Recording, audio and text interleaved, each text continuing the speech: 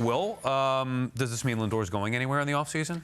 So when Lindor talks about these topics, it matters, right? Because he holds no trade power, right? He holds veto power for trades. So he could say no to a trade. So it always matters what he's going to say when it comes to his future and how happy he is or isn't with the New York Mets.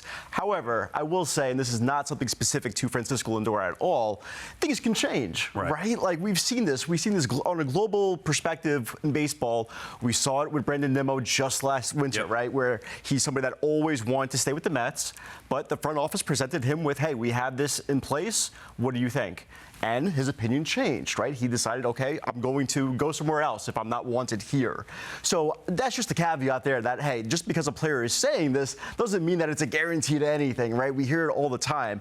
However, this is a good thing for the Mets that this guy is happy because, look, he's playing pretty well, I think, right? Like he's got, what, an over 800 OPS since he's returned from the injured list. Like he's playing better. So this is a good thing that he's happy, and it's not a bad thing that Francisco Lindor is part of your team next year if he's part of your team next year. So this is working out really well for the offseason. Well, what do I mean by that? Well, you didn't want a situation where Francisco Lindor finished up this year with like a 600 OPS, looked like a shell of the player he once was, and you're sitting there saying, we're going to try to trade this guy off of the 2026 season he had. That seems nightmarish. Now, at the end of the year, don't get me wrong, gang, I don't think Francisco Lindor is going to have Francisco Lindor type of numbers, but I expect him to finish with a flurry. I think the 800-plus OPS that you just alluded to is far more reflective of what he is as a player, not the guy who was hurt, not the guy who missed multiple months. So it puts the Mets in a position where, hey, Lindor is singing Kumbaya about Stevie Cohen, about David Stearns, about playing with Juan Soto. He's your shortstop. You have a plus shortstop. You can move forward. You don't have to think about that position. Or you could put him on the open market. He's receptive and willing to go and get traded, and you're not just selling him now 20 cents on the dollar. Now, to answer this question, gut feel, life on the line, Francisco Lindor, where is he playing next year? I think in 2027 he's a New York Met. I'll never say never, but I think this is working out well for the Mets. I agree with you, JJ. I think he's going to be a Met, whether you want him to be or not. And you guys said it. Everything Lindor said made a lot of sense. He's happy here. He likes the owner. He likes where things are. Plus, right now, there's no pressure on this team. Like they went on the win streak, which Sal, you got all excited about.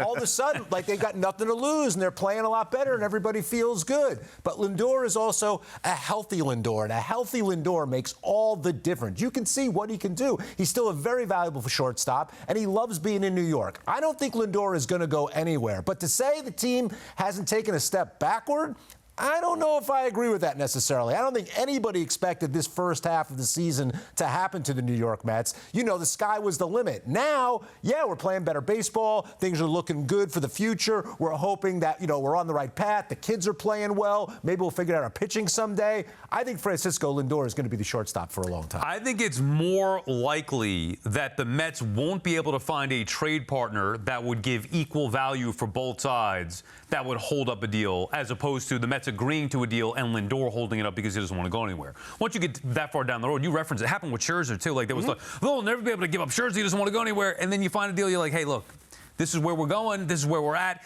Maybe you get somebody to move on. It doesn't always happen that way, though. We saw that with Jacob deGrom just in the past trade deadline, right? Where he was like, no, I'm staying put. Right. I can't get that reason. Yeah, it more proof that he didn't want New York. My issue with Lindor is not even the slow starts, although those are maddening. Not this year, which is the aberration for him getting hurt. He's usually a gamer. It's the chemistry. That has been something that's been talked about now publicly on many different accounts here. I feel like, I'm not around the team all the time, but I feel like it's gotten better with the Lindor-Soto dynamic, certainly, and it's something that I don't think is as big of an issue as I thought it was going into this year when I wanted to trade Lindor. Not that he's a bad guy, but just for that. Where are you at with Lindor and this group? Do you believe that they could? Because it's been 2 years in a row they have failed with it.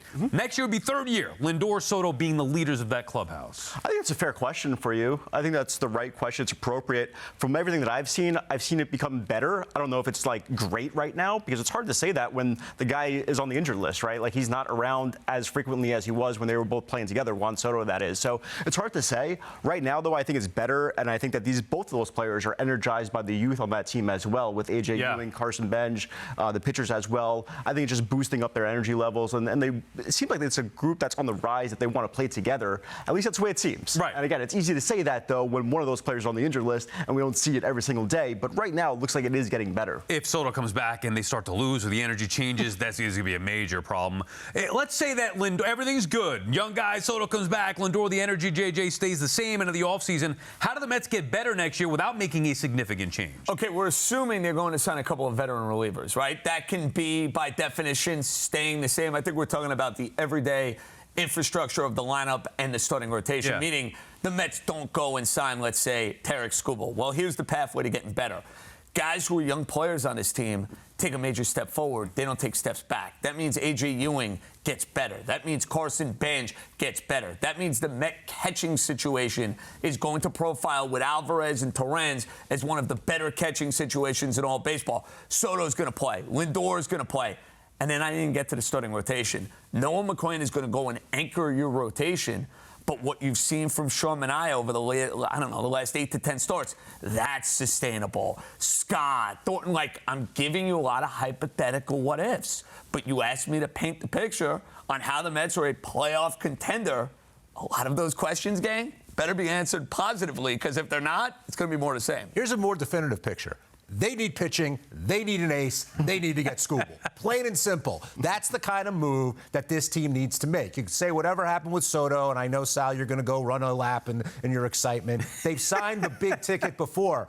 This team needs starting pitching. They need a number one guy that they can count on. Tarek Skubal is that guy.